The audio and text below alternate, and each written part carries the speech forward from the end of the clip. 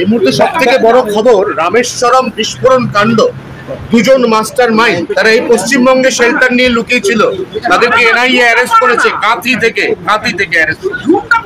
এবং অমিত মালব্য টুইট করেছেন, মুখ্যমন্ত্রী এই মমতা বন্দ্যোপাধ্যায়ের আমলে জঙ্গিদের একটা নিরাপদ। ওটা সেকেন্ড পার্ট ছাড়ুন, আপনি যে ঘটনাটা বলছেন বলুন। আমি এটা জেনেছি, কাঁথি আমার হোম টাউন, জানেন।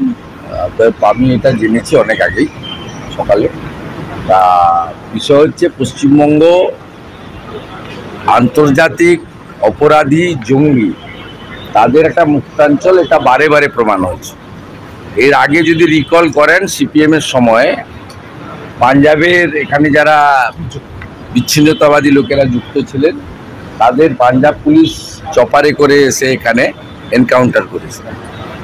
পরবর্তীকালে বঙ্গবন্ধু মুজিবুর রহমানের দুজন ফাঁসির দণ্ডাদেশ প্রাপ্ত খুনি, একজন হাবড়াতে হোমিওপ্যাথি ডাক্তার হিসেবে দীর্ঘদিন ছিলেন, পরে তাকে এনআইএর সাহায্যে গ্রেপ্তার করা হয়। পরবর্তীকালে পার্স সার্কাস থেকে মাজেদকে গ্রেপ্তার করে ফাঁসি কার্যকর করে বাংলাদেশ সরকার। পার্স সার্কাস মানে কলকাতার একেবারে কেন্দ্রবিন্দুতে আছে, তিনি মাজেদ মাস্টার হিসেবে পরিচয় দিয়ে থাকেন। তাই এটা স্বাভাবিক যে গোটা ভারতবর্ষে যত এই ধরনের বিচ্ছিন্নতাবাদী ঘটনা ঘটে, তার সেফ জোন এইটা। এটা সিপিএম করতো, মমতা ব্যানার্জি করছে। মমতা ব্যানার্জি নিজে দেশ বিরোধী কাজের সঙ্গে যুক্ত সরাসরি।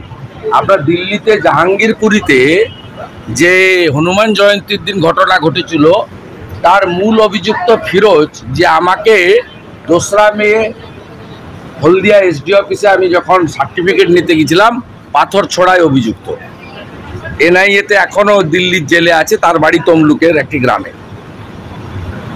আপনি লালটু শেখ এবং আব্দুল মান্নান, যারা ফেক আই কার্ড তৈরি করত, তারা গ্রেপ্তার হয় সোনারপুর থেকে গত বছরে।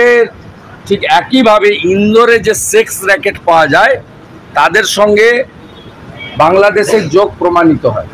বিরোধী একটি রাজ্য সরকার থাকার জন্য তাদের পুলিশকে কার্যত পার্টির ক্যাডারে পরিণত করে পুলিশের যে নিয়োগের আজকে এই অবস্থা হয়েছে। এই কারণে মমতা ব্যানার্জি 72টা জায়গায় বিএসএফকে জমি দেয়নি, যাতে কাঁটাতারের বেড়া লাগানো না যায়। उसको तुरंत गिरफ्तार करना चाहिए और उसको हिरासत में डाल देना चाहिए till the completion of the election.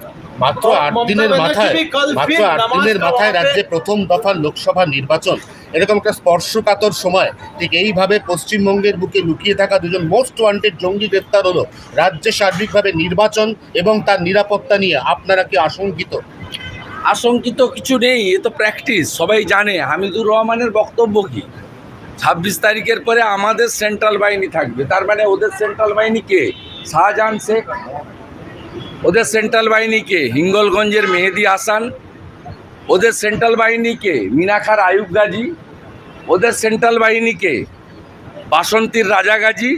ওদের সেন্ট্রাল বাহিনী কে? ফলতার জাহাঙ্গীর। ওদের সেন্ট্রাল বাহিনী কে?